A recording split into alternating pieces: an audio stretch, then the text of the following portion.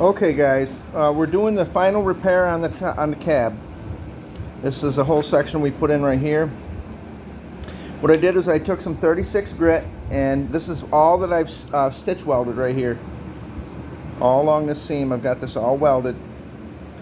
And on the back side I did the same thing underneath. I've sanded it all and got it all prepped back. You can see prepped back a ways here. And what we're going to do is I've got a product here by Evercoat. Okay, it's extra long reinforced filler, right? It's premium strength and durability for repairs on rust holes in areas, aluminum, galvanized steel, fiberglass, SMC, concrete, wood, masonry. Okay, with a long strand reinforcement fibers. All right, this is it protects against any moisture and barrier before your Bondo. So we're going to go ahead and mix some of this up, and we're going to come in here. This is all welded. It's just a little bit lower. This is lower than this, which is fine. You want that just a little bit lower if you can. And I'm going to come across here and come in here with this this reinforcing fiber, which will keep the moisture out. If you just put Bondo over this, the moisture will get underneath the paint and the Bondo, and it will start bubbling here. And I don't want to revisit this. So this is a situation. We're going to go ahead and we're going to fill this in with a light skim coat, which will seal this. We're going to flip the panel over, and we're going to do the same thing underneath. We're going to let it cure up, and then we're going to go ahead and take our cheese grater and just lightly dress off this skin off of it. And then we're going to make sure it's nice and hard. Now, let me bring you over here. Okay, and look at this. I don't know if you can see it in the dark, but I got this drip rail in. Look how sturdy this is. This has all been spot welded all the way down. And then this piece up here, this is what holds your drip rail into the cab. I put a primer on this, but what I did was I went across here where all the spot welds were and up above, okay? Not down in here, but from here up, I put a nice skim coat of that fiberglass filler. And let me tell you something. I mean, take a look at the reveal on that. Okay? Really, really nice and really sturdy. I'll tell you right now, really sturdy. This here is not, I'm not afraid of this. This is not coming off.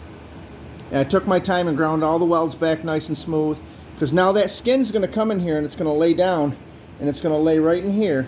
Okay? And this is where it's going to get spot welded. And before I spot weld it, I'll have to come in here with my little sander tool, and I'll get this trough, this drip rail cleaned out, and we'll go ahead and we'll spot weld the upper section of the cab all the way across. And then when we're done with that, we'll go ahead and dress them welds up, and then we're going to come in here and we're going to put a little bit more of the fiberglass filler in there, just enough to skim coat it. We're not packing it full, because afterwards we're going to come in here with a seam sealer, and we're going to really lay this trough in here and spread it out, a real nice smooth seam sealer, which will keep the moisture from getting underneath this drip rail here and underneath here. Okay, and we should have many years to come. We should not have to revisit this again. And then of course, as you see, this has all been W250. This stuff, I tell you what, I grinded some of this on the other panel over here and underneath, and let me tell you something, that stuff grinds like iron.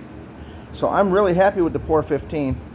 But let me get that at this, and we'll do another small video on this afterwards, and we'll show you about the repairs on the front of the cab.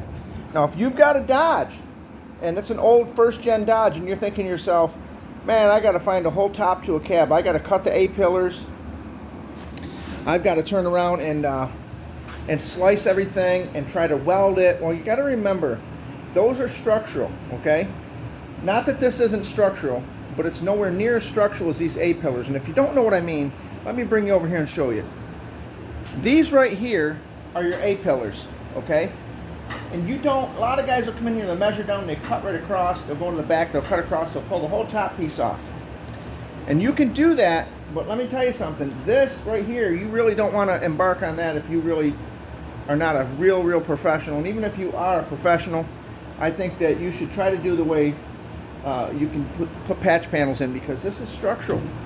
You got to remember that. This is structural, and you start cutting this, if you get it off just a little bit, your door openings won't be right.